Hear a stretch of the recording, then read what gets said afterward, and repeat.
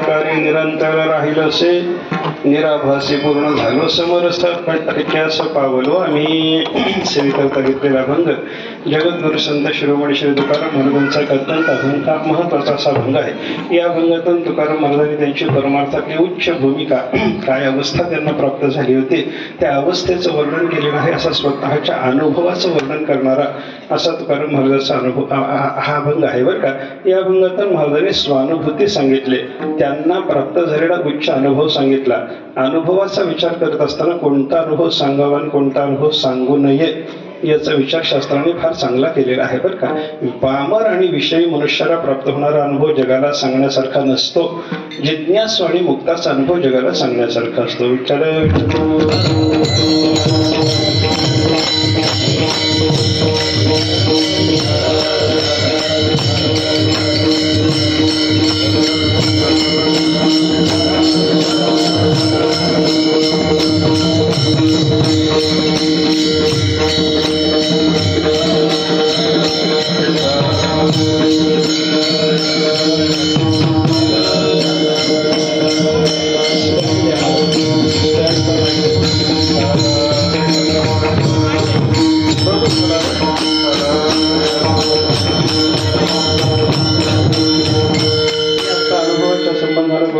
दोघांचा अनुभव सांगण्यासारखा दोघांचा अनुभव सांगण्यासारखा नसतो बरं का.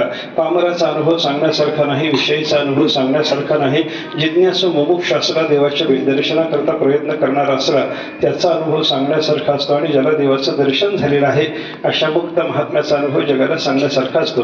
जगामध्ये असणाऱ्या माणसाचे चारच वर्ग शास्त्रकारांनी केलेले आपल्याला पाहायला सापडतात. एकाला पामर, दुसऱ्याला विषय, तिसऱ्याला जिज्ञासू आणि चौथ्याला शास्त्रकारांनी मुक्त असं नाव ठेवलेलं आहे. पामर कोणाला म्हणतात? स्वैर विषय सेवन करणारा त्याला पामर म्हणतात. विषय कोणाला म्हणतात? विषय सेवनच करतो पण विहित आणि निषिद्धाचा विचार करता करता निषिद्ध विषय सोडून देतो. आणि शास्त्रांनी संतांनी जे विषय भोगायची परवानगी दिलेली आहे तेच विषय भोगत राहतो असा जो मनुष्य असतो त्याला विषय म्हणतात. आणि कोणताही विषय जरी झाला, चांगला विषय असो वाईट विषय असो, शास्त्राने जो विषय भोगायची परवानगी दिली नाही त्याला निषिद्ध म्हणतात. आणि शास्त्राने संतांनी जो विषय भोगायची परवानगी दिली त्याला विहित म्हणतात. हे विहित किंवा निषिद्ध सगळेच्या सगळे विषय दुःखाचे असल्यामुळं सगळ्या विषयाचा संसाराचा त्याग करावा आणि आनंद रूप असलेला सुखरूप असलेला परमात्मा प्राप्त करून घेण्याकरता प्रयत्न करावा असा ज्याचा विचार आहे त्याला जिज्ञासू म्हणतात. आणि तो प्रयत्न सफल झाल्याच्या नंतर देवाच्या भेटीकरता त्याने केलेला प्रयत्न सफल होऊन संतांच्या कृपेनं, साधुपुरुषाच्या कृपेनं, सद्गुरूच्या कृपेनं जेव्हा ब्रह्म साक्षात्कार होतो, आत्मदर्शन होतं, परमात्म्याचं दर्शन होतं तेव्हा त्या महात्म्याला मुक्त पुरुष म्हणतात.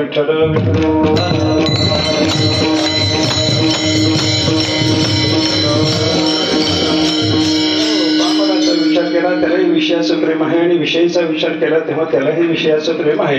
बदल काय झाला? कोणतेही विषय भोगणारा, चांगले वाईट, परवानगी असलेले, परवानगी नसलेले असे सगळे विषय भोगणारा त्याला म्हणतात पामर.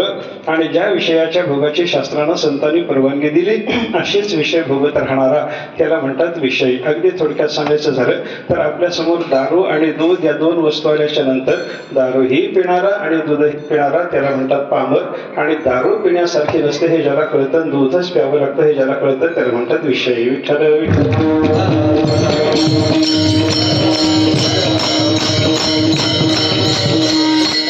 सांगण्याच्या दृष्टीने मी हे उदाहरण आपल्या समोर ठेवलं बरं का. एवढंच आहे असं समजायचं कारण नाही. दारू सारखा जो शास्त्रांनी संतांनी नको म्हणून सांगितलेला विषय आहे तो टाळायचा. आणि जो विषय भोगण्याची परवानगी शास्त्राने आपल्याला दिलेली आहे, संतांनी आपल्याला दिलेली आहे तो विषय भोगायचा. अशा पद्धतीची ज्याची प्रवृत्ती आहे त्याला म्हणतात विषयी. सगळे विषय भोगणारा म्हणजे शेळी जसा सगळा पाला खाते त्या पद्धतीने सगळ्याच विषयाचं सेवन करणारा तो आहे पामर. आणि सामान्यपणे शेळीच्या पुढच्या अवस्थेत प्राप्त झालेला म्हणजे योग्य अयोग्याचा विचार ज्याच्या ठिकाणी आहे आणि योग्य अयोग्य संतांनी जे सांगितलं ते घ्यावं, संतांनी शास्त्राने नको म्हणलं ते टाळावं हा विचार डोळ्यासमोर धरून निषिद्ध विषयाचा त्याग करणारा आणि विहित विषय भोगणारा त्याचं नाव आहे विषयी. आता याच्या पुढे चला. हा विहित विषय जरी झाला म्हणजे दारू आणि दूध याच्यामध्ये दारूचा विचार जर केला तर दारू निषिद्ध आहे आणि दुधाचा विचार जर केला तर दूध घ्यायला परवानगी आहे, ते विहित आहे. पण दारू जशी दुःख देणारी आहे त्याप्रमाणे दूध सुद्धा जास्त प्रमाणात सेवन केलं तर तेही दुःख देणारच आहे हाही विचार करायला पाहिजे. विठ्ठल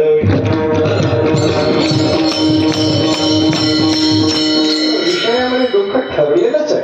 तुम्ही विहित विषय शास्त्राने जे भोगायची परवानगी दिली ते विषय भोगा, त्याच्याने दुःख ठरलेला आहे असा विचार शास्त्राने आपल्याला सांगितलेला आहे. विषय भोगी जे सुख ते साध्य त्याचे जाण दुःख, तरी काय की जे मूर्ख न सेविता नसरे. ज्ञानोबाने सांगतात विषयाच्या भोगामध्ये मनुष्याला सुख प्राप्त होत असं होतच नाही म्हणे.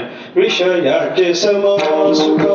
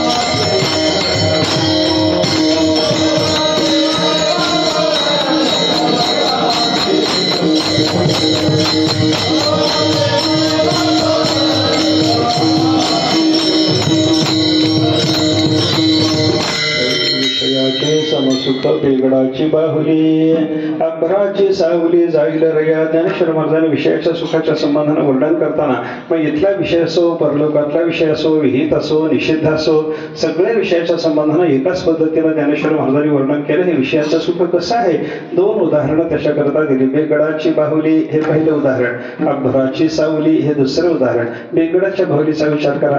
बेगडाची बाहुली दोन प्रकारची असते बघा. नुसतं बेगड फुगवून एक बाहुली केलेली असते आणि शेणाची मातीची बाहुली करून त्याच्यावर बेगड चिकटवून केलेली एक बेगडाची बाहुली असते. कोणतीही बेगडाची बाहुली दिसायला सुंदर आहे, हसायला सुंदर नाही हा विचार लक्षात घ्यायचा आहे. बेगड फुगवून केलेली बाहुली सुंदर दिसली म्हणून ती उचलण्याकरता माणसाने प्रयत्न केला की त्याचा 16 मुळा होतो, सौंदर्य नाहीच होतं. आणि शेणाची मातीची बाहुली करून त्याच्यावर बेगड चिकटवलेलं जर असलं तर ती बाहुली सुंदर दिसायला लागली म्हणून उचलायचा प्रयत्न केला की हाताला बेगड चिकटून येतं, आतली माती शेड उघडं पडून सौंदर्य सगळं नाहीच होतं. म्हणजे बेगडाची बाहुली दिसायला सुंदर आहे, असायला सुंदर नाही. तसं विषयाचं सुख दिसायला सुंदर आहे, असायला सुंदर नाही. विचार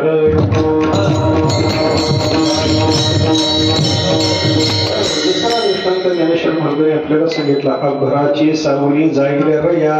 अभ्राची सावली, अभ्र म्हणजे आभाळ, आकाशामध्ये आभाळ आलं आणि आभाळाच्या योगानं सावली निर्माण झाली तर त्या आभाळाची सावली छान थंड वाटावं अशा पद्धतीची असते का? अशी नसते. ऐका, आपल्याला सावली कशा करता उपयोगाला पडते? उन्हाचा त्रास झाला आपल्याला सावली बरी वाटते. घराच्या छताच्या खाली येऊन मनुष्य भरायला बरं वाटतं. एखाद्या झाडाच्या खाली जाऊन मनुष्य उन्हानं तापलेला थांबला त्याला बरं वाटतं. म्हणजे सावलीत गेल्याच्या नंतर शीतलता मिळाली पाहिजे. पण आभाळ आलं तर त्या आभाळानं सुद्धा सावली निर्माण होते, कारण आभाळाची सावली शीतलता देत नाही. झाडाच्या सावलीत जाऊन उभं राहिल्यासारखं आभाळाच्या सावलीत बरं वाटतं का? आभाळाच्या सावलीत उलट चटका जास्त बसतो. नुसतं ऊन कमी पळतं पण आभाळातून येणारं ऊन जास्त पळतं. अशी आभाळाची सावली दिसायला सावली आहे पण सावलीचा परिणाम जसा देत नाही तसं विषयामध्ये दिसायला सुख आहे, असायला सुख नाही. विचार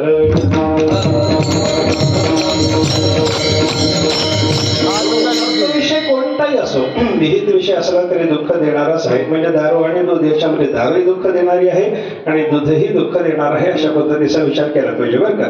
यात सुख नाही त्यात सुख नाही, यात सुख नाही त्यात सुख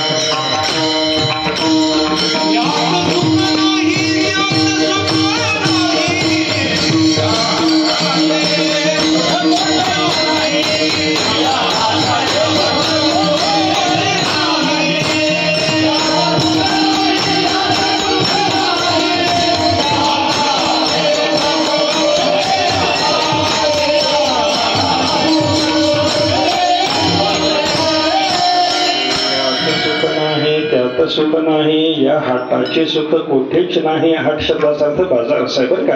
या संसाराच्या विषयाच्या बाजारात आल्याच्या नंतर या हाटाचे सुख कोठेच नाही. त्या बाजारामध्ये कुठेही सुख तुम्हाला पाहायला सापडायचं नाही. यात सुख नाही त्यात सुख नाही. इहलोकातल्या विषयात सुख नाही, परलोकातल्या विषयात सुख नाही. विहित विषयात सुख नाही, निषिद्ध विषयात सुख नाही. शब्द स्पर्श रूप रस गंध कोणत्याही विषयाच्या दुकानामध्ये जा. या संसाराच्या बाजारात आल्यानंतर विषयाच्या कोणत्याही दुकानात गेला तरी तुम्हाला सुख भेटायचं नाही. विठ्ठल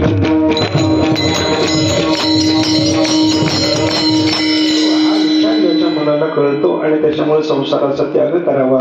आपण विषय भोगाच्या नादी लागू नये हे ज्याला कळतं आणि परमात्म्याच्या भेटीकरता प्रयत्न केला पाहिजे. संसार दुःखाचा आहे तसा परमात्मा आनंदाचा आहे. संसार नाशिवंत आहे तसा परमात्मा अविनाशी आहे. संसार असत्य आहे तसा परमात्मा सत्य आहे. संसार दुःखाचा आहे तसा परमात्मा आनंदाचा आहे. हे सगळं ज्याला कळतं आणि त्याच्यामुळे जे वाईट आहे त्याचा त्याग करावा आणि जे चांगलं आहे त्याचा स्वीकार करावा. याचा विचार करून कोणत्याही विषयाच्या पाठीमागे न धावता केवळ परमात्म्याच्या प्राप्तीकरता प्रयत्न करणारा अपुरा तो एक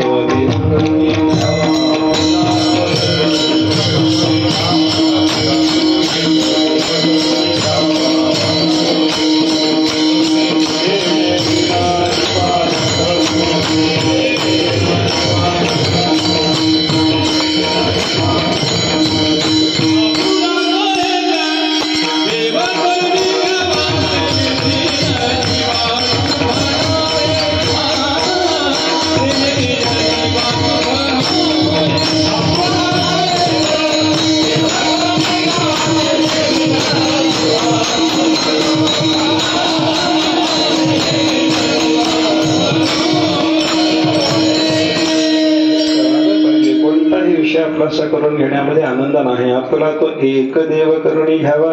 आपला देव करून घेतला पाहिजे. संसार आपला करून घेण्यामध्ये सुख नाही. इहलोकातला किंवा परलोकातला विहित किंवा निषिद्ध शब्द स्पर्श रूप रस गंधापैकी कोणताही विषय आपला करून घेण्यामध्ये आपल्याला सुख प्राप्त होणार नाही. एक देव करून घ्यावा तेने विण जीवा सुख नव्हे. देव आपलासा केला पाहिजे तरच आपल्याला सुख प्राप्त होणार आहे हा ज्याला विचार कळतो. आणि हा विचार कळाल्यामुळे संसाराचा कसा असतं बघा. विचार जरी कळाला तरी संसार सुटत नाही. ही मोठी गंमत आहे. विठ्ठल दारू दुःख देणारी आहे कोणाला कळत नाही. जो दारू पितो त्याला सुद्धा दारू दुःख देणारी आहे हे कळतच ना. पण सुटता सुटत नाही त्याला काय करता. हा संसाराचा स्वभाव आहे. असा विहित आणि निषिद्ध सगळा संसार दुःखाचा आहे हे कळतं. पण संसाराचा त्याग करावा, विषयाचा त्याग करावा. विषयाचा त्याग, संसाराचा त्याग म्हणजे लगेच घरदार सोडून राग फसून कुठेतरी गेलं पाहिजे असं त्याचा अर्थ नाही बरं का. घरात राहून, संसारामध्ये राहून संसाराची आसक्ती सोडून दिली हे काम झालं, अशा पद्धतीचा शास्त्राचा विचार आहे बरं का. आपण घरातच राहावं पण घरामध्ये गुंतून पडू नये. आपण संसारातच राहावं पण संसारात गुंतून पडू नये. आपण पैसे जवळ बाळगून राहावं पण पैशाचं तादात्म्य धरू नये. म्हणजे थोडाफार पैसा इकडं तिकडं झाला तरी मनुष्याला दुःख होत नाही, हा विचार लक्षात घेतला पाहिजे. तादात्म्य गेलं पाहिजे. ते माझं आहे आणि ते माझंच आहे, तेच माझं आहे, त्याच्याशिवाय दुसरं काही माझं नाही, हे जवळ राहिलं तरच कल्याण आहे, सुख आहे, असा विचार सोडून देऊन संसाराचा विषय बाजूला ठेवून मनुष्यानं परमात्म्याच्या प्राप्ती करता प्रयत्न केला पाहिजे. आपला तो एक देव करून घ्यावा, देव आपलासा करून घ्यावा. आणि हे ज्याला कळतं त्याच्याशिवाय सुख नाही हे ज्याला कळतं, त्याच्यामुळे सगळ्या विषयाची आसक्ती सोडून देऊन देवाच्या भेटीच्या मार्गाला लागलेला मग ज्ञानाची साधना करेल, योगाची साधना करेल, कर्माची साधना करेल, भक्तीची साधना करेल. त्याला जी जी साधना आवडेल त्या त्या साधनाच्या मार्गाला लागेल आणि देवाच्या दर्शनाकरता प्रयत्न करेल. त्याला प्रत्येकाला जिज्ञासू म्हणतात.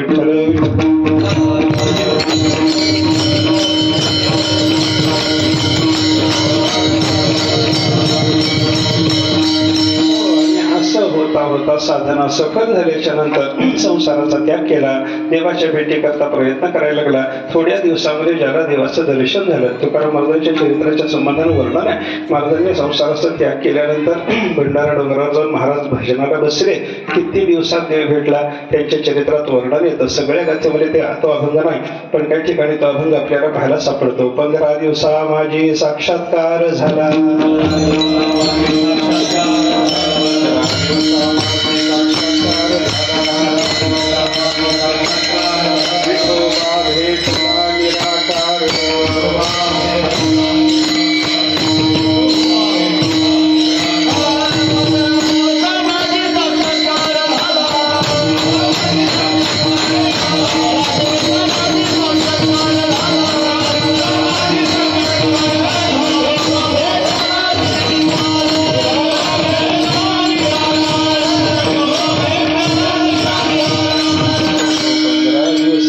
साक्षात्कार झाला. महाराजांनी साधना केली, अखंड भजन केलं, अन्न पाणी सोडून देऊन तुकाराम महाराज देव भेटावा, संसारामध्ये सुख नाही याच्याकरता सगळ्या संसाराचा वीट आला, सर्वसंगी वीट आला, तो एकला आवडसी अशी वृत्ती धारण करून तुकाराम महाराज भजनाला बसले. आणि 15 दिवसात तुकाराम महाराजाला परमात्मा पंढरीनाथानं साक्षात दर्शन दिलं असं महाराजांनी स्वतः वर्णन केलं. आपल्याला काही ठिकाणी पाहायला सापडतं.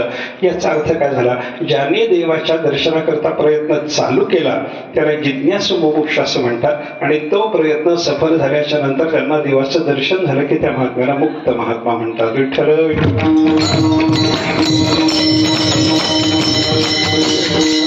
माणसाच्या या चारही प्रकाराचं आपल्याला ज्ञान झालं. कोणताही विषय भोगणारा पामर, फक्त विहित भोग भोगणारा त्याला म्हणायचं विषयी, आणि विषयाच्या संसाराच्या नादी न लागता देवाच्या दर्शनाकरता प्रयत्न करणारा त्याला म्हणायचं जिज्ञासू मुमुक्ष. आणि ज्याला देवाचं दर्शन झालं त्याला म्हणतात मुक्त पुरुष. आता मला सांगा, याच्यात कोणाचा अनुभव सांगण्यासारखा आहे? दारूच प्यावी असं ज्याला वाटतं त्याचा अनुभव सांगावा का दारू बाजूला सोडून द्यावं, साडू सोडून द्यावी आणि दूध प्यायला लागावं असा विचार ज्याचा आहे त्याचा अनुभव सांगावा का दारूही सोडावी, दूधही सोडावं, देवाच्या भेटीकरता प्रयत्न करावा त्याचा अनुभव सांगावा का ज्याला देवाचं दर्शन प्राप्त झालं त्याचा अनुभव सांगावा?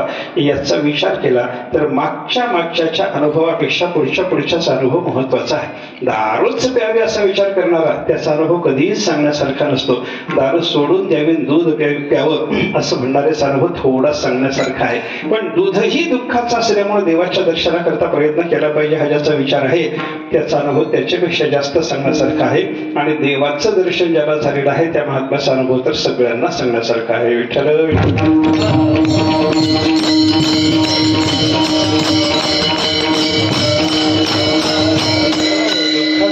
सांगू नये, सुखाचा अनुभव सांगावा. विनाशी पदार्थाचा अनुभव सांगू नये, अविनाशी पदार्थाचा अनुभव सांगावा. आपल्याला प्राप्त झालेल्या संकुचित अवस्थेचे चिंतन जगासमोर मांडत बसू नये. आपल्याला प्राप्त झालेली व्यापक अवस्था जगासमोर मांडली पाहिजे. आपण मर्यादित झालो हो. आपण तुम्ही कोण म्हणल्याच्या नंतर आपण स्वतःचा परिचय देत असताना सांगतो हा मी, म्हणजे 3.5 हाताचा जो देह आहे त्याला धरून आपण मी हा अशा पद्धतीने स्वतःचा परिचय देतो. पण तुकाराम महाराजांसारख्या साधू पुरुषाला विचारा तुम्ही कोण आहात? महाराज प्रश्नाचं उत्तर देत असताना काय सांगतात, हा 3.5 हाताचा मी आहे, अशा पद्धतीचा विचार तुकाराम महाराजांनी सांगितलेलाच नाही बरं का. अणु रेणू या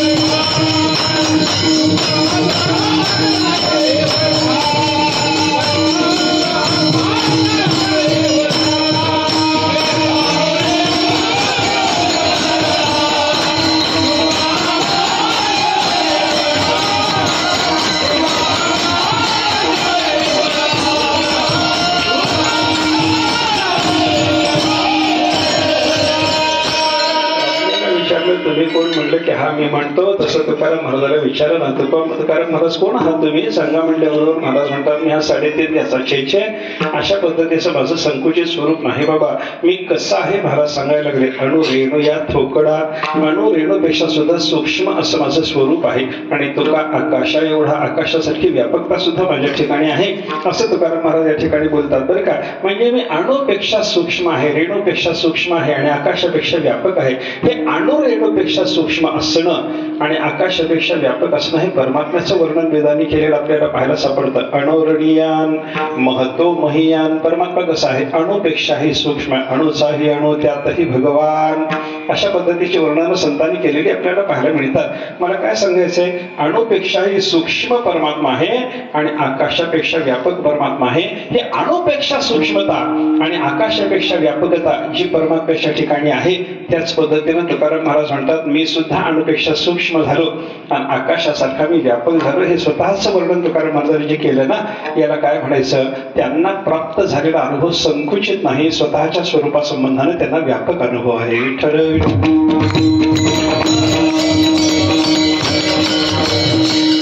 कोणता अनुभव जगाला सांगावा याचा विचार मला सांगा ना. हा मी म्हणणाऱ्याचा अनुभव जगाला सांगावा का अणुरेणू या थोकडा तुका आकाशा एवढा म्हणून म्हणणारे तुकाराम महाराजांचा अनुभव जगाने घेण्यासारखा आहे. जगाने घ्यावा असा अनुभव व्यापकाचा असतो, जगाने घ्यावा असा अनुभव आनंदाचा असतो, जगाने घ्यावा असा अनुभव सत्पदार्थाचा असतो, जगाने घ्यावा असा अनुभव आनंद ज्ञानरूप पदार्थाचा असतो.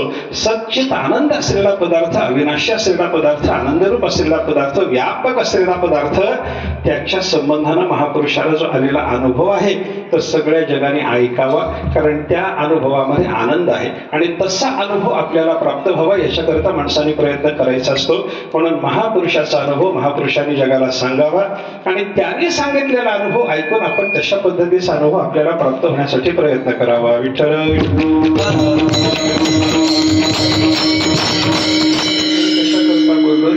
सेवेकरता घेतलेल्या प्रस्तुत अभंगामध्ये स्वतःचा अनुभव सांगायला लागले आणि हा अनुभव तुकाराम महाराजांनी एका वेगळ्या रूपकाच्या भाषेत सांगितला. आम्ही घर बांधलं म्हणून तुकाराम महाराज अनुभव बोलायला लागले. आजचा प्रसंग जर पाहिला तर या ठिकाणी आदरणीय शिंदे सरांच्या या घराच्या निमित्तानं वास्तुप्रवेश आहे, वास्तुशांती झाली, गृहप्रवेश आहे, या सगळ्या निमित्तानं आपण सेवा करायला लागलो. तेव्हा घर काय असतं, घराच्या संबंधानं थोडासा विचार करायचा म्हणून तुकाराम महाराजांचा हा अभंग आपण सेवेकरता निवडलेला आहे बरं का. या अभंगात तुकाराम महाराजांनी त्यांच्या स्वतःच्या घराचं वर्णन केलं. स्वतःचं घर म्हणजे दगडा मातीचं तुकाराम महाराजांनी बांधलेलं घर नाही, परमात्मा स्वरूपात त्यांचं राहणं कसं आहे त्याचं हे वर्णन आहे. विठ्ठल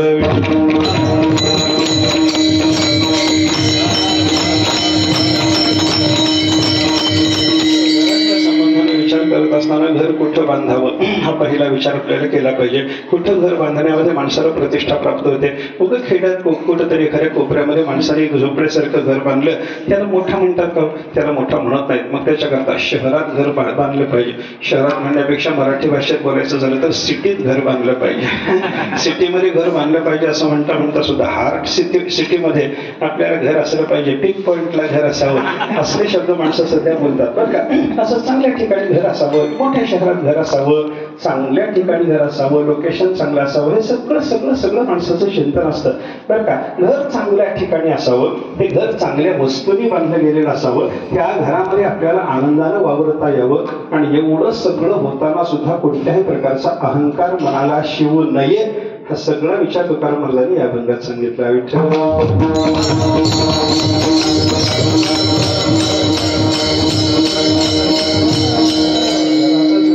जर झाला तर घर असावं की नसावं याचं चिंतन करत असताना घर काय करायचंय असा सुद्धा एक विचार आपल्याला पाहायला सापडतो, आणि घर असलं पाहिजे असा विचार सुद्धा आपल्याला पाहायला सापडतो. आपल्याला घर काय करायचं, कशा करता घर, असाही विचार आपल्याला ऐकायला मिळतो. ते लोमश ऋषीच्या संबंधाने चिंतन सांगतात. काय झालं, एकदा इंद्राच्या मनामध्ये आलं की आपण एक मोठा वाडा बांधावा. इंद्रानं काय केलं, इंद्राचा कारागीर आहे विश्वकर्मा, विश्वकर्माला बोलावलं, विश्वकर्माला सांगितलं की बाबा घर बांधायचं, आपल्याला घर बांधायचं. आजपर्यंत मागं होऊन गेलेल्या कोणत्याही इंद्रानं बांधलं नाही एवढं सुंदर घर मला बांधून पाहिजे, मोठ्याच्या मोठं घर पाहिजे, किती दिवस लागू दे, काम चालत राहू दे, आपल्याला छान घर बांधून काढायचं आहे. इंद्रानं सांगितलं. विश्वकर्मा शिल्पीच असल्यामुळे कामाला लागला. त्याला कामाला लागून अनेक मजूर कामाला लावले, अनेक देवांना कामाला लावलं. घराचं बांधकाम सुरू झालं, 1 वर्ष झालं, काम इंद्र संपू देना. 2 वर्ष झाले, इंद्र म्हणतो अजून करा. 3 वर्ष झाले, 90 वर्ष झाले, 100 वर्ष झाले, तरी इंद्र म्हणतो अजून माझ्या मनासारखं घर झालंच नाही. इकडं पाडा, इकडं बांधा, ते पाडा, हे असं करा, ते तसं करा, चालूच राहिलं इंद्राचं. आणि 100 वर्षामध्ये काम करून करून विश्वकर्मा विचार कंटाळून गेला. किती दिवस काम करायचं, एकच काम किती दिवस करायचं, असा विचार त्याच्या मनाला आला. विश्वकर्म्याने विचार केला या 7.5 टन आपली मुक्तता झाली पाहिजे. इंद्र देव आहे, आपला मालक आहे, आपण त्याला सांगू शकत नाही मालक हे काम थांबवा म्हणून. मग काय करा, ह्याच्या सेवेतून तरी मला मुक्त झाल्याशिवाय सुख नाही, असा विचार विश्वकर्म्याच्या मनात आला. विश्वकर्म्याने काय करावं, तो ब्रह्मदेवाकडे गेला, कारण इंद्रापेक्षा मोठ्या देवाला जर भेटलं पाहिजे. त्याला जर सांगितलं ब्रह्मदेवा एक काम करा म्हणे. काय, इंद्राचं घर बांधायचं काम चालू आहे. किती वर्ष झाले, 100 वर्ष झाले, संपलं की नाही काम, संपूच देत नाही म्हणले. बाबा काय करू सांगा, मला ते कंटाळा आला म्हणे, मला या कामातून मुक्त करा. ब्रह्मदेवाला सांगितलं करतो. काय करायचं, अमक्या अमक्या दिवशी मी तुझ्याकडे येतो, ते इंद्राच्या घराचं जिथं काम चालू आहे ना तिथे येतो, तो काम करत राहा. इंद्राला तिथं बोलावून घेतो. मी येतो एका वेगळ्या लहानशा ब्राह्मण रूपानं, बटू रूपानं, लहानशा म्हणजे मुलाच्या रूपानं येतो आणि तुला तिथून मुक्त करण्याचा प्रयत्न करतो, असं त्यांनी सांगितलं. विश्वकर्मा निघून गेला. पुढे 10-5 दिवसाच्या नंतर विश्वकर्मा काम करत असताना ब्रह्मदेवानं लहानशा मुलाचं रूप धारण केलं. वज्रवानं सुंदर दिसणारे पोरग त्या ठिकाणी आलं, तेजस्वी पोरग. ते पोरग पाहिल्याच्या नंतर तिथे विश्वकर्मा काम करत असताना काम बघायला इंद्रही आलेला होता. इंद्रही आहे, विश्वकर्माही आहे. या लहानशा मुलाच्या रूपाने त्या ठिकाणी ब्रह्मदेव आला आणि ब्रह्मदेवाने सहज त्या काम करणाऱ्या विश्वकर्म्याकडे बघून विचारलं, काय विश्वकर्मा, काय काम चालू आहे, हो काय काम चालू आहे. विश्वकर्माला लक्षात आलं की हे मला विचारणारा हा मुलगा मी लहान मुलाच्या रूपाने येणार आहे ब्रह्मदेवाने सांगून ठेवलेलं असल्यामुळे त्याला लक्षात आलं हा मुलगा सामान्य कोणी नसून ब्रह्मदेव आहे. देवाला त्याने सांगितलं म्हणजे देव इथं काम चालू. कोणाचं काम रे, हे घराचं काम चालू. कोणाच्या घराचं काम, इंद्राच्या घराचं काम चालू आहे. किती दिवस झाले, 100 वर्ष झाले. छान आहे, छान आहे, छान आहे, टिकून राहा, असं तो काम करत राहा. एवढं बोलत असताना तिथून एक मोठीच्या मोठी मुंग्याची रांग चालली होती. ती मुंग्याची रांग पाहिल्याबरोबर हा लहानसा मुलगा जो होता ब्रह्मदेव लहान मुलाच्या रूपाने आलेला, तो हसायला लागला. हसायला लागल्याबरोबर त्या विश्वकर्म्याने आणि इंद्राने दोघांनी विचारलं, काय झालं महाराज तुम्हाला हसायला, काय झालं, कशा करता हसतात तुम्ही, हा माझ्या घर बांधण्याला हसता का माझ्या घरामध्ये कमी जास्त दिसलं म्हणून हसता, कशा करतात. त्याने सांगितलं ही मुंग्याची रांग बघून हसू आलं म्हणे. कशामुळे हसू आलं, मुंग्याची रांग बघून हसू आलं. मुंग्याची रांग बघून हसायला काय झालं, ब्रह्मदेवाने हे इंद्रानं विचारल्याबरोबर त्या लहान मुलाच्या रूपातल्या ब्रह्मदेवाला सांगितलं ही मुंग्याची रांग सामान्य मुंग्याची नाही. मग या रांगेमधला प्रत्येक मुंगळा मागच्या कल्पामध्ये इंद्र झाला होता आणि इंद्र पदवीचं पुण्य संपल्याच्या नंतर त्यांच्या अधोगत येऊन त्यांनाही मुंगळ्याची रूप प्राप्त झालेली आहेत. हे सांगितल्याबरोबर इंद्राचा अभिमान थोडासा गळालाच घेऊ. आपले पाप उभं राहिलं, पुण्य संपलं, तर हे सगळं स्वर्गातलं एवढं मोठं घर जायचं आपल्याला मुंगळा म्हणून वारवळत राहावं लागायचं. म्हणजे काय करावं, थोडासा विचार त्याचा घर बांधण्याचा अशा पद्धतीनं कमी केला. आणि त्याच्यानंतर काय झालं, तिथं या इंद्राचं, या ब्रह्मदेवाचं, त्या विश्वकर्म्याचं सगळ्याचं बोलणं चालू असताना ते तेजस्वी ऋषी त्या ठिकाणी आले. त्या ऋषीचं कसं होतं, एवढे एवढे गुडघ्या एवढं धोतर नेसलेलं, अंगावर तुळशीच्या रुद्राक्षाच्या माळा आहे, भस्म लावले, त्रिपुंड लावलाय, गंध लावलाय, वैष्णवाची चिन्ह आहेत सगळीच्या सगळी अंगावर. असा तो महात्मा त्या ठिकाणी प्राप्त झाला. आणि त्या महात्म्याची अवस्था कशी होती, महात्मा निघालेला, जवळ काही नाही, एक लहानशी चटई अशी गुंडाळा करून डोक्यावर ठेवलेली, महात्मा रस्त्यानं निघालेले. महात्मा आल्याबरोबर ते लोमश ऋषी, मोठा अधिकार त्यांचा असल्यामुळं त्यांना सर्वांनी नमस्कार केला. त्या ठिकाणी इंद्राने नमस्कार केला, विश्वकर्म्याने केला, लहान मुलाच्या रूपात असलेल्या ब्रह्मदेवाने त्यांना नमस्कार केला. नमस्कार करून विचारलं, महाराज आपण कोण? आपण कोण म्हटल्यावर त्यांनी सांगितलं, माझं नाव लोमश ऋषी आहे. लोमश ऋषी, काय नाव म्हणले, तुमच्या नावाचा अर्थ काय? त्यांनी सांगितलं, माझ्या नावाचा अर्थ इथं माझ्या छातीवर आहे म्हणले. कसा छातीवर आहे? छातीवर त्यांच्या असं केसाचं चक्र होतं, केसाचं चक्र होतं. त्यांनी सांगितलं, माझ्या या केसाच्या चक्रावरून लोम किंवा रोम म्हणजे अंगावरचा केस, आणि अंगावरच्या या केसाच्या चक्राकडे बघून मला लोमश ऋषी म्हणतात. बर, काय याच्यामध्ये रहस्य? त्यांनी सांगितलं, माझ्या आयुष्याचं गणित आहे म्हणले. आयुष्याचं गणित आहे. आयुष्याचं गणित म्हणजे त्यांनी सांगितलं, हे मला एवढं आयुष्य कमी आहे. कमी म्हणजे एवढं कमी आयुष्य आहे. कमी म्हणजे सांगा ना. त्यांनी सांगितलं, एक ब्रह्मदेवाचं आयुष्य पसंत करू की माझा एक केस मिळून पडतो. एक ब्रह्मदेवाचं आयुष्य संपल्यावर माझा एक केस मिळून पडतो. आता ब्रह्मदेवाचं आयुष्य किती आहे माहितीये का? ब्रह्मदेवाच्या आयुष्याचं गणित सांगतो. कलियुग 4 लाख वर्षाचं, कृतयुग 6, द्वापारयुग 6 ना 8 लाख वर्षाचं, त्याच्यानंतर त्रेतायुग 12 लाख वर्षाचं, आणि कृतयुग 16 लाख वर्षाचं, मिळून साधारण काहीतरी 42 लाख वर्षाची संख्या होते 4 युगाची मिळून. ते 4 युगाची मिळून 42 लाख वर्षाची जी संख्या आहे की नाही, ही 42 लाख वर्षाची चतुर्युगी 1000 वेळेला फिरली की ब्रह्मदेवाचा 12 तासाचा दिवस होतो. आणि 42,000 वर्षाची ही चतुर्युगी पुन्हा 1000 वेळेला फिरली की ब्रह्मदेवाची एक रात्र होते. म्हणजे 42,000 वर्ष 2000 वेळेला जावीत, त्यावेळेला ब्रह्मदेवाचा एक अहोरात्र, एक दिवस होतो. आणि अशा पद्धतीनं ब्रह्मदेवाला 100 वर्षाचं आयुष्य आहे. आणि असा एक ब्रह्मदेव गेला की या बाबाचा एक केस गळून जातो, म्हणून तुम्हाला आयुष्य फार कमी आहे म्हणतात. आयुष्य फार कमी आहे.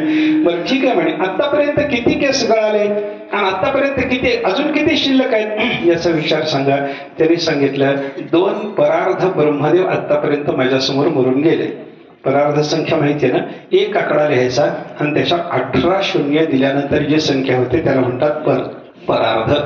एकाच्या आकड्यावर 18 शून्य दिल्याच्या नंतर होणारी संख्या, एकम, दशम, शतम वगैरे वगैरे मोजता एकाच्या आकड्यावर 18 शून्य द्यावी लागतात.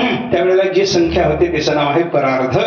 आणि असे 2 परार्ध ब्रह्मदेव माझ्या देखत संपून गेले. म्हणे अजून 2 परार्ध शिल्लक आहेत, ते हे केस अजून शिल्लक आहेत. म्हणजे एवढे सगळे केस गळाले. म्हणजे 2 आणि 2 4 परार्ध ब्रह्मदेव मरून गेल्याच्या नंतर माझं मरण आहे म्हणे. एवढं अल्प आयुष्य, हे चढे कशा करतात? त्याने सांगितलं, एवढं कमी आयुष्य आहे, मग घर बांधायचा खटाटोप कशाला करा. म्हणून मग आपल्याला घर कशाला लागतं? थंडी नको, ऊन नको, याच्यापासून रक्षण व्हावं याच्याकरता आपल्याला घर लागतं ना. एवढ्या कमी आयुष्याकरता घर कशाला बांधा? म्हणून चटई जवळ ठेवतो म्हणला. पाऊस पडला तरी डोक्यावर पांघरून घेतो, ऊन लागलं तरी डोक्यावर पांघरून घेतो, थंडी वाजायला लागली हेच गुंडाळून घेतो, निजायचं झालं याच्यावरच पडतो, बसायचं झालं याच्यावरच बसतो. सगळं वापरण्याकरता घरासारखा या चटईचा वापर करतो. घर बांधायची उठाठेव मी करत नाही. फक्त भगवंताची भक्ती करावी, त्याच्यातच मनुष्याचं कल्याण आहे, घरादाराधिकामध्ये माणसाचं कल्याण आहे. एवढं सांगून तो महात्मा निघून गेला. आणि तो महात्मा निघून गेल्याबरोबर ब्रह्मदेव तिथून निघून गेले. ते दोघे जण निघून गेल्याच्या नंतर विश्वकर्म्याने हात जोडून इंद्राला विचारलं, महाराज पुढं काय करायचंय? ते म्हणलं, पाडून टाकायचं.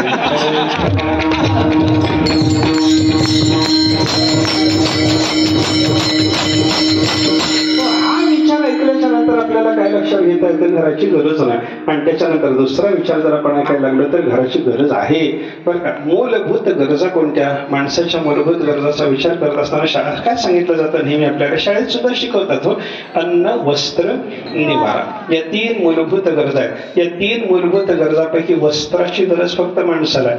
बाकी पशु पक्षी सर्वांच्या बाबतीत अन्नही लागतं आणि निवारा म्हणजे घरही लागतं. विचार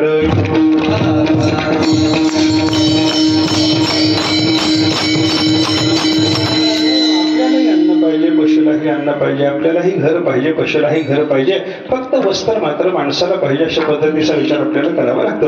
बघा ना, आपल्याला राहायला जे असतं त्याला घर म्हणतात आणि पशु पक्ष्याच्या करता म्हणून जे घर असतं, पक्ष्याचं घर जे असतं त्याला काय म्हणतात? घरटं म्हणतात.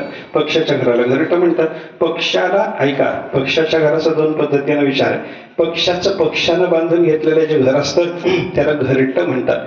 त्याला ज्ञानेश्वर महाराज अविसाळ म्हणतात बरं का. पक्षाच्या घराला घरट्याला ज्ञानेश्वर महाराजांनी वापरलेला शब्द आहे अविसाळ बरं का. हे पक्षाचं घरटं झालं.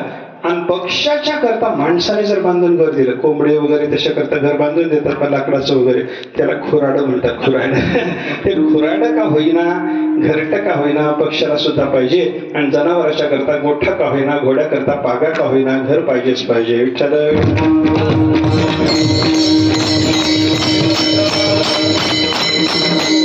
पक्षाला राहायला घर पाहिजे, मनुष्याला संसाराकरता घर पाहिजे. मनुष्य हे पामर विषय सोडून विषय भोगाच्या नंतर देवाच्या प्राप्तीकरता प्रयत्न करणारा महात्मा जर असला, जिज्ञासू मुमुक्ष जर असला, त्याला सुद्धा राहायला घर पाहिजेच की नाही हो. आश्रमासी स्थान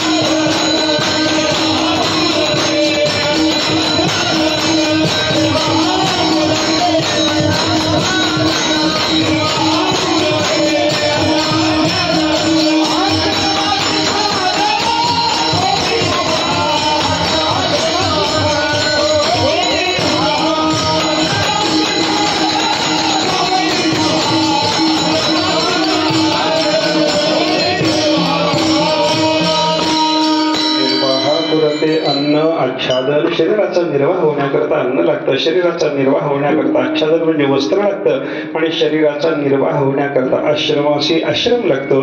कोपी गुहा, कोपी म्हणजे खोपट तरी लागतं, एक गुहा तरी लागते, काही ना काहीतरी लागतं. हे साधना करणाऱ्या साधकाच्या करता सुद्धा घराची गरज आहे. हे जिज्ञासू करत असलेल्या घराचं चिंतन आपल्याला पाहायला सापडतं. आणि ज्ञानी महात्मा झाला, तुकाराम महाराज ज्ञानेश्वर महाराजासारखा महात्मा झाला तर त्याही महात्म्याला घर लागतं. पण महापुरुषाच्या घराचा जर विचार केला तर महापुरुषाचं घर 2 प्रकारानं विचारात घ्यावं लागतं. एक जगात राहण्याकरता त्या महापुरुषाने निर्माण केलेलं दगडा मातीचं घर, कशाचं तरी घर, झोपडी तरी का होईना, खोपट तरी का होईना, असं एक घर संतांना असतं. आणि परमात्मा स्वरूपात त्या साधू पुरुषाचं राहणं असल्यामुळे परमात्मा हे एक त्यांचं घर असतं. विठ्ठल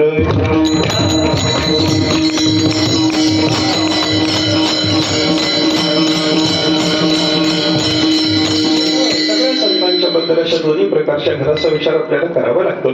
ज्ञानेश्वर महाराजांना वाळीत टाकल्याच्या नंतर गावात राहायला जरी घर नसलं तर सिद्ध बेटात एक झोपडी निर्माण करून टाकायला ज्ञानेश्वर महाराज राहत होते की नाही, याचा अर्थ महात्म्याला घर लागतं. आणि ज्ञानेश्वर महाराजाचं सिद्ध बेटात घर होतं, माऊली तिथे राहत होते. कशावरून? मुक्ताबाईनं ज्ञानेश्वर महाराजांनी रागारागानं ताटी बंद केल्याच्या नंतर त्यांना ताटी उघडा म्हणून जो उपदेश केला, बोध केला, त्या बोधावरून आपल्याला चिंतन करता येतं की सिद्ध बेटामध्ये दगडा मातीचं ज्ञानोबाईला घर होतं. विठ्ठल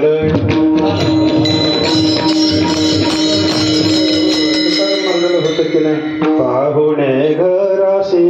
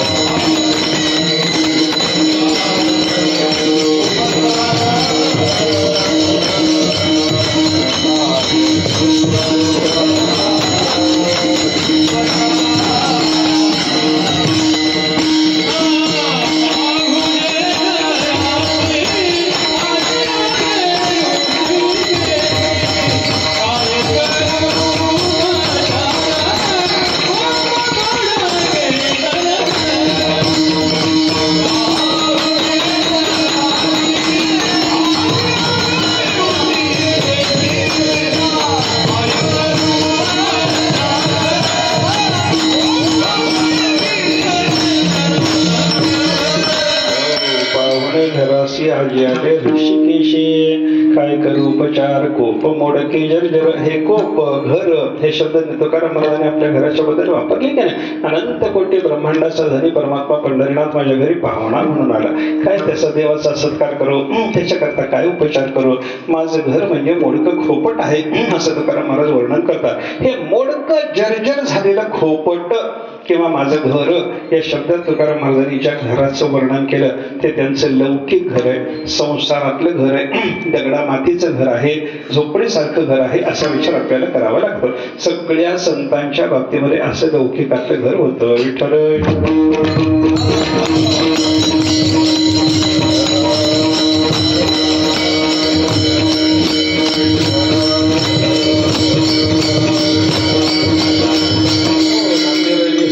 घराचं लौकिक घराचं वर्णन केलेलंच आहे. नामदेवांना त्यांच्या लौकिक घरात ते देवाशी एकदा भांडायला गेले. देवाला भांडायला गेले. महाराज देवाला नामदेवला देवाला बोलायला लागले, देवा आम्ही येतो, तुझ्याशी बोलायचा प्रयत्न करतो, आमच्याकडे बघत नाहीस, बोलत नाहीस का, स्वतःला फार मोठा समजायला लागलास का, शहाणा समजायला लागलास का, आमच्यापेक्षा फार मोठा झालास का. अरे तुझ्याकडे वैभव आहे, आमच्याकडे वैभव आहे. म्हण तुझं वैभव कसं आणि आमचं वैभव कसं सांगू. त्याला बरोबरी सांगितले नामदेवरायने. देवाची वैभवाच्या बाबतीमध्ये बरोबरी सांगताना नामदेवराय देवाच्या घराचं वर्णन करतात आणि आपल्या घराचं वर्णन करतात. तुम्हा घरी गाय म्हशी, आम्हा घरी म्हशी,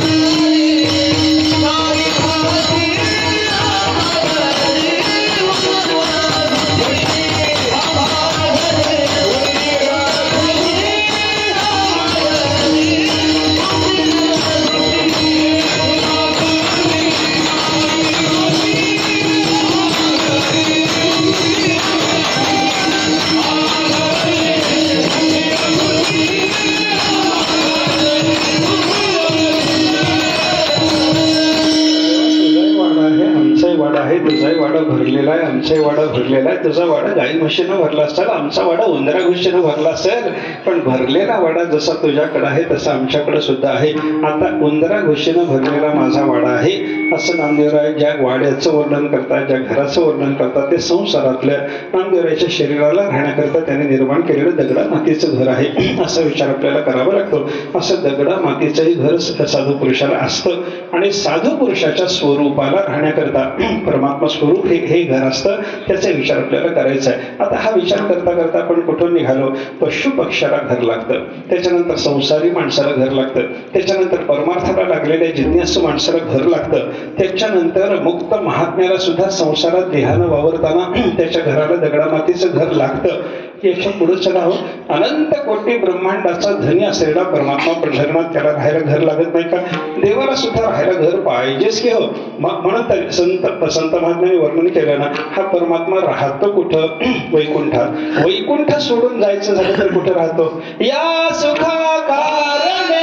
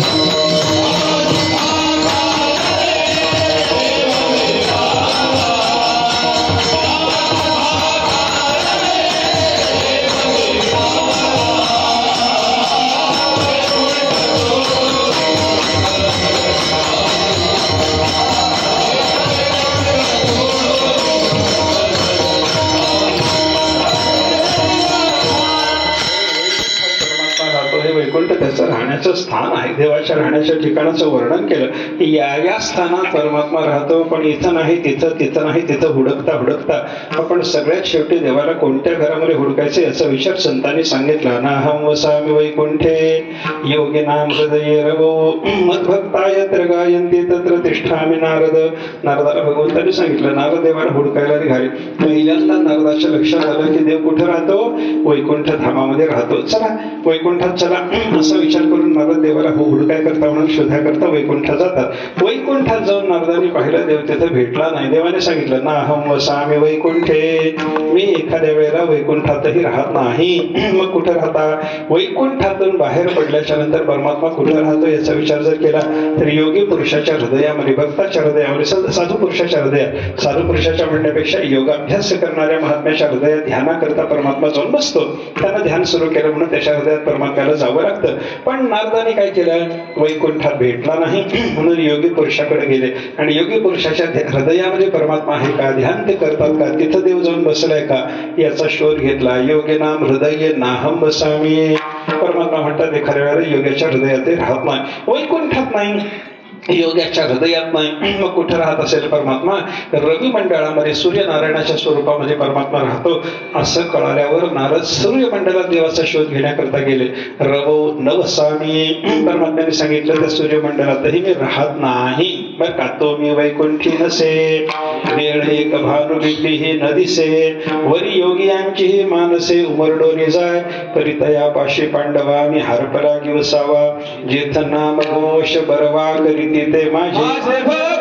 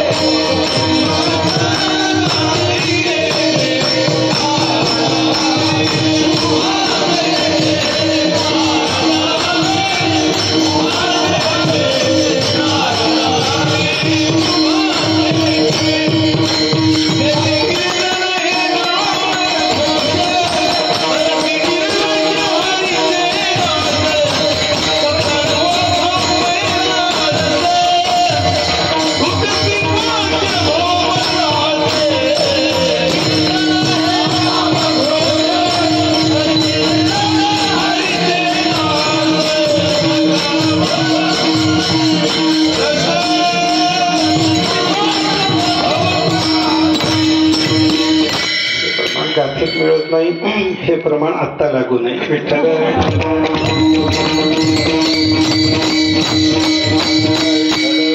परमात्मा कुठेही मिळत नाही, वैकुंठात नाही, सूर्यमंडळात नाही, योगी पुरुषाच्या हृदयात नाही. मग कुठे मिळतो? ज्या ठिकाणी त्याचा नामघोष आहे. वसे तेथे देव सदा सर्व काळ,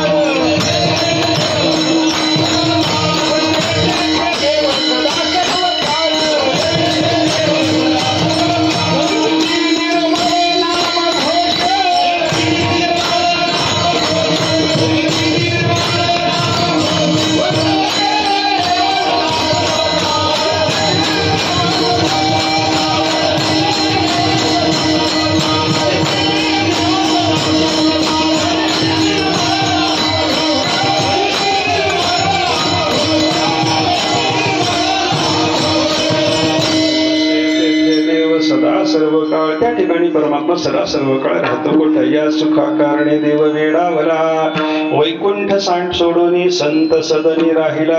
या ठिकाणी भगवंताचा नामघोष सदा सर्व काळ चालतो. त्या ठिकाणी परमात्मा वैष्णवाच्या घरामध्ये राहतात असं जे वर्णन आहे. म्हणजे देवाला सुद्धा राहायला घर पाहिजे. वैकुंठात राहणं तिथं घर आहे, योग्य पुरुषाच्या हृदयात राहणं ते घर आहे, त्याच्यानंतर रवी मंडलात राहणं ते घर आहे. आणि इथं सगळ्या ठिकाणाचा तिरस्कार करून सुद्धा परमात्मा ज्या स्थानात राहतो ते नामधारक महात्म्याचं हृदय हे सुद्धा परमात्म्याचं राहण्याचं घर आहे. अशा पद्धतीचं देवाच्या सुद्धा घराचं वर्णन आपल्याला पाहायला सापडतं. आपल्याला प्रस्तुत अभंगाचा विचार करताना तुकाराम महाराजांच्या अलौकिक घराचा विचार करायचा. तुकाराम महाराजांचा अलौकिक घर, संताचा अलौकिक घर. संताच्या लौकिक घराचा आतापर्यंत विचार झाला.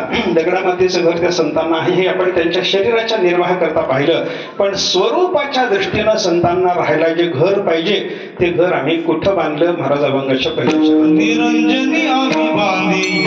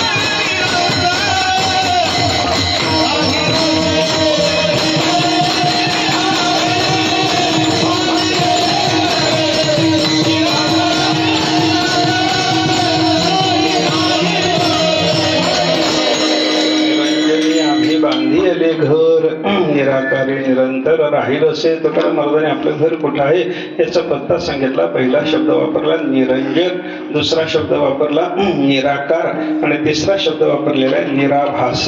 कसं असतं बघा, पत्ता देत असताना डिटेल पत्ता दिला पाहिजे. आपल्या घरी आपलं पत्र व्यवस्थित रित्यानं आलं पाहिजे, अशा करता पत्ता बरोबर पाहिजे की नाही. आपण कोणत्या प्रांतात राहतो ते लिहिलं पाहिजे, आपण कोणत्या जिल्ह्यात राहतो ते लिहिलं पाहिजे, आपण कोणत्या तालुक्यात राहतो ते लिहिलं पाहिजे, आपण कोणत्या खेड्यात राहतो ते लिहिलं पाहिजे, आपण कोणत्या गल्लीत राहतो ते लिहिलं पाहिजे, आणि आपल्या घराचा काही नंबर असला तर तो लिहिला पाहिजे. विठ्ठल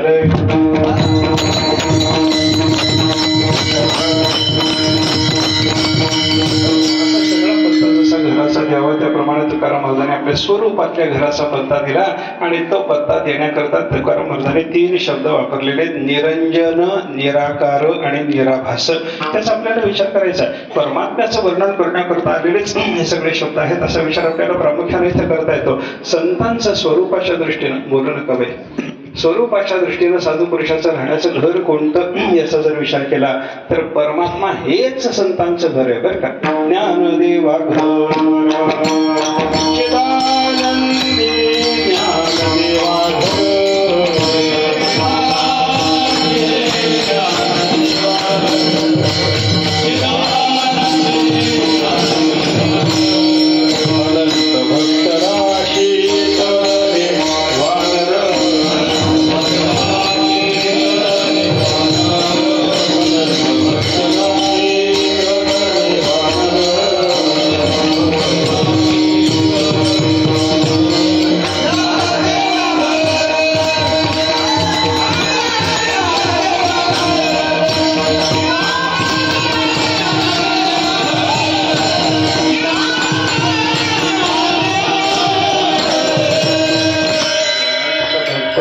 तरले वानर. ज्ञानदेवा घर, चिदानंदी. ज्ञानेश्वर महाराजांनी स्वतःचं घर कुठं सांगितलं? चिदानंद स्वरूपामध्ये माझं घर आहे अशा पद्धतीचं ज्ञानेश्वर महाराजांनी वर्णन केलेलं बरं का. नामदेवाच्या घराचं वर्णन आहे का? परे होनी परते घर,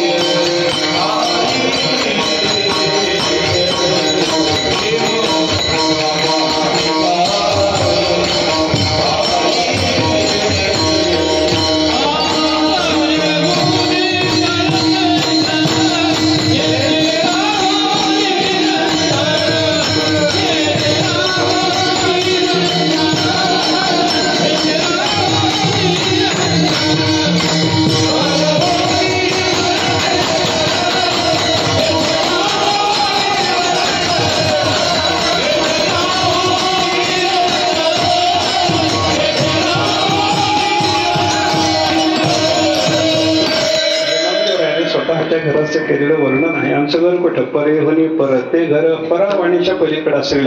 माणसाला 4 वाणीचा विचार शास्त्राने सांगितलं. परा, पश्यंती, मध्यमा, वैखरी. वैखरी म्हणजे आपण जे बोलतो ही वैखरी वाणी आहे बरं का. वैखरी वाणीच्या नंतर जर विचार केला तर कंठात असणारी पश्यंती वाणी आहे. हृदयात राहणारा जो शब्द आहे त्याला म्हणतात मध्यमा वाणी. आणि आपल्या नाभीत असणारा शब्द बाहेर येताना पहिल्यांदा नाभीतून बाहेर येतो, तर नाभीतला शब्द जो आहे तो परावाणीचा शब्द म्हणतात बरं का. वैखरी वाणीला जे बोलता येतं त्याच्यापेक्षा कंठात असणारी जे पश्यंती वाणी आहे तिला जास्त बोलता येतं. पश्यंती वाणीला जे बोलता येतं त्याच्यापेक्षा हृदयात राहणारी जी मध्यमा वाणी आहे ती सूक्ष्म विषयाच्या संबंधाने बोलू शकते. आणि मध्यमा वाणीलाही जे बोलता येत नाही ते सगळं बोलण्याचं काम नाभिदेशामध्ये राहणारी जी परावाणी आहे तिला अति अति अति सूक्ष्म विषयाच्या संबंधाने सुद्धा बोलता येतं. पण परमात्मा साहेब परेहुनी परता, परावाणीच्या पलीकडचा असा जो परमात्मा, त्या परमात्मा स्वरूपात आम्ही निरंतर राहतो. नामदेवराय बोलले विठ्ठल.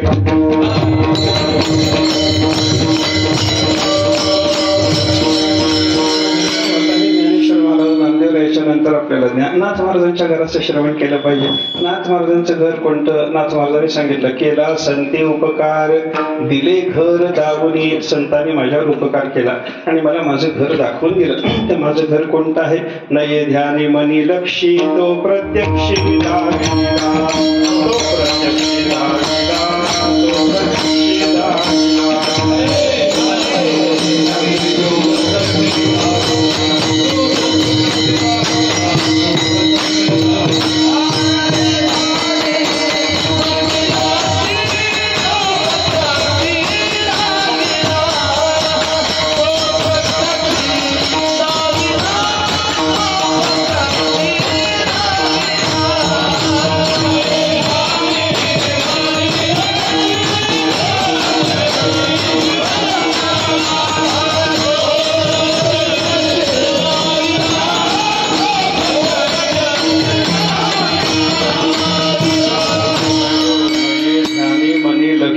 प्रत्यक्षी दाविला, जो ध्यानात येत नाही, जो मनात येऊ शकत नाही, जो लक्ष रूपानं करण्याची सुद्धा शक्यता नसते, असा तो परमात्मा.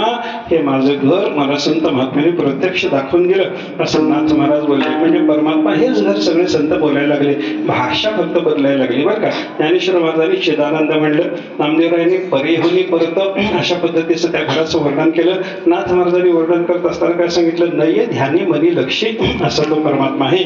असं त्या परमात्मा स्वरूपाचं वर्णन नाथ महाराज करायला लागले. आता तुकाराम महाराजांचं ऐका.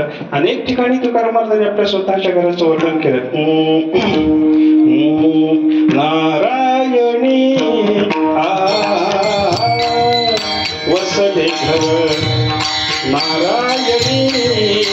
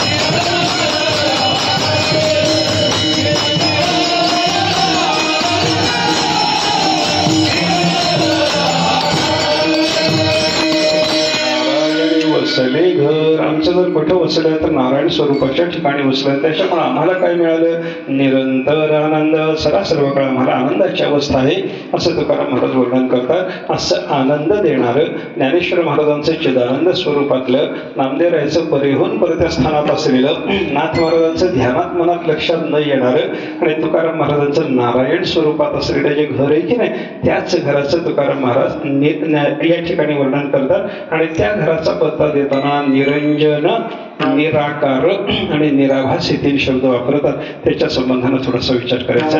एकदा प्रेमाने भजन करा, पुढचा विचार करू.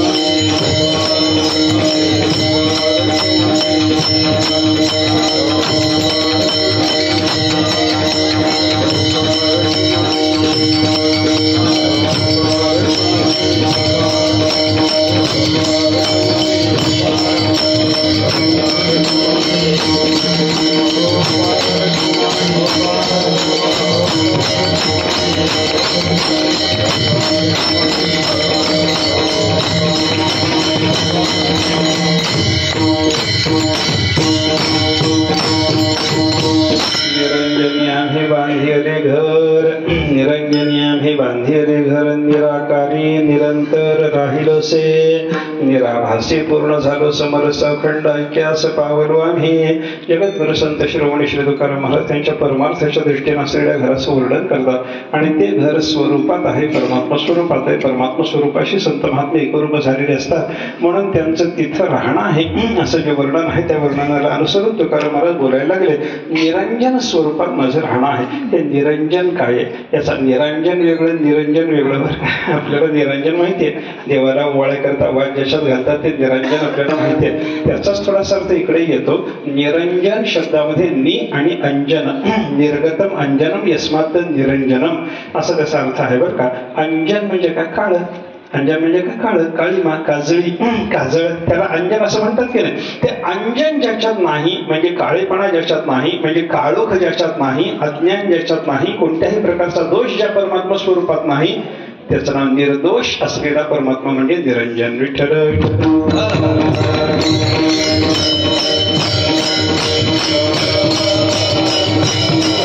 निरंजन स्वरूपात म्हणजे परमात्मा स्वरूपात, दोषरहित परमात्मा स्वरूपामध्ये प्राप्त होऊन तिथं घर बांधणं कोणाला जमतं याचा विचार करण्याकरता आपल्याला मंडकोपनिषदातला एक मंत्र उपयोगाचा आहे. त्या मंत्रामध्ये फार सुंदर वर्णन केलेलं आहे. यदा पश्यः पश्यते रुक्मवर्णम कर्तारम ईशं पुरुषं ब्रह्मयोनिम तदा विद्वान पुण्य पापे विधूय निरंजनः परमं साम्यम उपैति. श्रुती मातेनं वर्णन करताना असं सांगितलं एखादा महात्मा परमात्म्याला जाणायला निघाला. यदा पश्यः, पश्यः म्हणजे पाहणारा, देवाला पाहणारा, देवाला पाहायला निघालेला. पश्यते, त्यानं देवाला पाहिलं, देवाचं दर्शन त्याला झालं. देव कसा आहे? रुक्मवर्णम, रुक्म म्हणजे सोनं, सोन्यासारखा तेजस्वी असा तो परमात्मा आहे बरं का. राजस सकुमार, मदनाचा पुतळा, भविष्यशी कळा लोकलिया असा सुंदर असा परमात्मा आहे बरं का. अशा पद्धतीचं रुक्मवर्णम बरं का. यदा पश्यः पश्यते रुक्मवर्णम. पुढं वर्णन केलंय त्या देवाला जो पाहायला लागला तो केवळ सुंदर म्हणून नाही, करतारम सगळ्या जगाची रचना करणारा, जयापासून सकळ महिमंडळ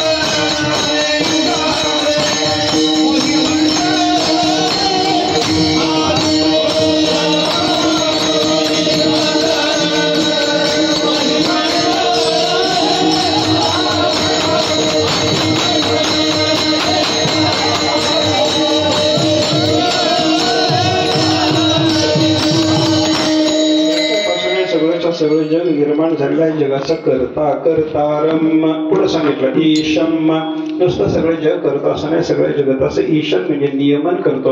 जे जे त्यानं निर्माण केलेलं आहे ते कसं चालावं याचा विचार देवाने सांगितलेला आहे बरं का.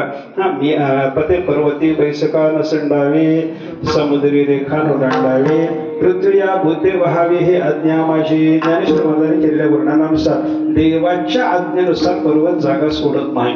देवाची आज्ञा आहे म्हणून समुद्र पुढे येत नाही. देवाची आज्ञा आहे म्हणून सगळीच्या सगळी भूत आपल्या अंगावर वाहण्याचं काम पृथ्वी करत राहते. हा सगळा विचार देवाच्या आज्ञेनं चालतो. याचा अर्थ काय, सर्वावर देवाचे ईशन म्हणजे नियमन चालू आहे. विठ्ठल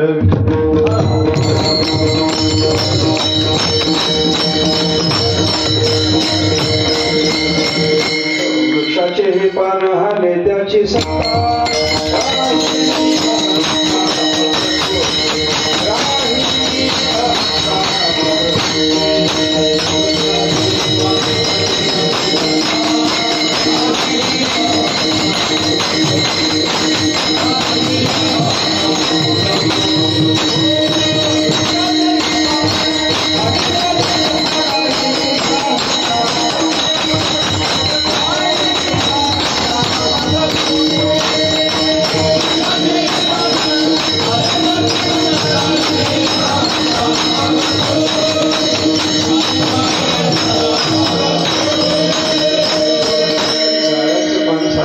म्हणलं तर त्याची सत्ता काम करते. त्यानं आज्ञा केली तर झाडाचं पान हलतं, त्याची आज्ञा नसली तर झाडाचं पान सुद्धा हलत नाही.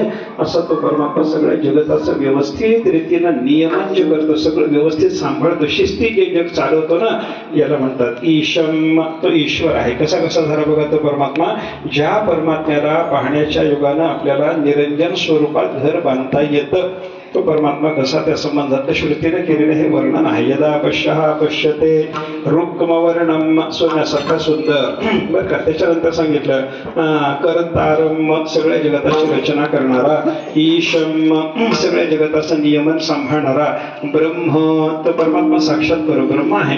परब्रह्म आहे म्हणजे आतून बाहेरून जगाला तो व्यापून आहे. पुरुषम, तो सगळ्या जगताचा पुरुष आहे. पुरुष आहे म्हणजे पुरीमध्ये शयन करतो म्हणून त्याला पुरुष म्हणतात.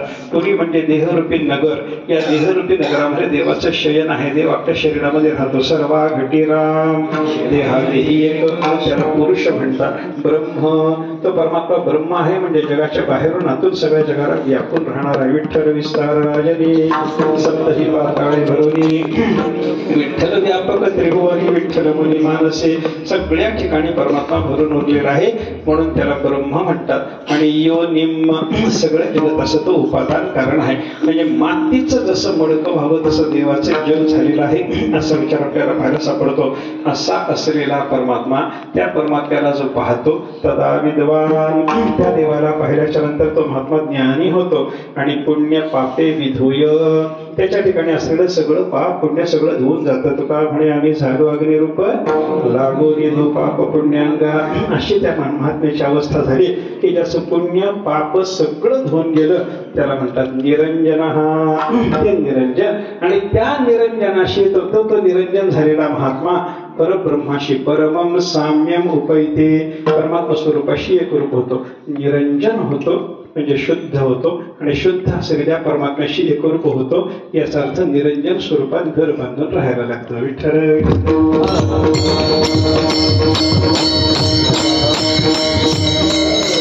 सांगताना दुसरं वर्णन केलं, निराकारी निरंतर राहिलोसे. आणि सदा सर्व काळ कुठे राहतो, निराकार स्वरूपामध्ये. साकार स्वरूपात राहता येतं, निराकार स्वरूपात राहता येतं, पण साकार स्वरूपात प्रारब्धानुसार राहावं लागतं. निराकार स्वरूपात ज्ञानाच्या योगानं सदा सर्व काळ राहता येतं म्हणून निराकारी निरंतर म्हणजे सदा सर्व काळ आम्ही राहतो असं तुकाराम महाराज म्हणतात. निराभासी पूर्ण झालो समरस. पुढचा शब्द आहे निराभास. आभास शब्दाचा अर्थ काय, प्रतिबिंबाला आभास म्हणतात. आपण समजा समोर आरसा धरला तर आरशामध्ये आपल्याला जे प्रतिबिंब दिसतं त्याला आभास म्हणतात. त्या पद्धतीनं आपल्या शरीरामध्ये चैतन्य आहे आणि आपल्या शरीरामध्ये बुद्धी आहे. बुद्धी आरशासारखी शुद्ध आहे आणि आरशासारख्या शुद्ध असलेल्या बुद्धीमध्ये आपल्या शरीरात असणाऱ्या परमात्म्याचं आत्म्याचं जे प्रतिबिंब पडतं त्याला आभास म्हणतात. त्या आभासाला शास्त्राने जीव म्हणलेला आहे. आभासाला जीवरूपता आहे आणि आभास जर सोडला, आरसा सोडला, आरशातलं प्रतिबिंब सोडलं तर आपलं जे मुख आहे ते खरं मुख जसं असावं तसं आरशातल्या बुद्धीतल्या प्रतिबिंबासारखा असलेला जो जीव आहे तो जीव नावाचा आभास सुटल्याच्या नंतर मूळ ज्याचं प्रतिबिंब पडलेलं आहे तो आत्मा परमात्मा त्याला म्हणतात निराभास.